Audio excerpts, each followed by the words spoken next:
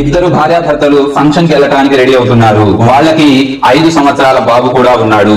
తన భార్య అంటుంది, అత్తగారు మీరు కూడా రెడీ అవ్వండి, ప్లేటు మరియు గ్లాస్ రెడీ చేసుకోండి అని కోడలు అంటుంది. కారులో బయలుదేరి వెళ్లారు. దారి మధ్యలో ఒక గుడి దగ్గర వాళ్ళ అమ్మగారిని దించేస్తాడు.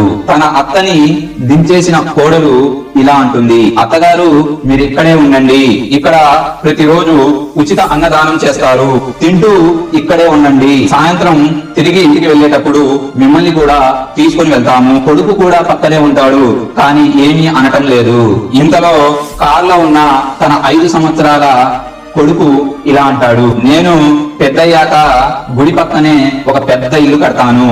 ఆ మాటలు విని ఆ భార్యాభర్తలు ఆశ్చర్యపోతారు. ఎందుకు అని అడుగుతారు.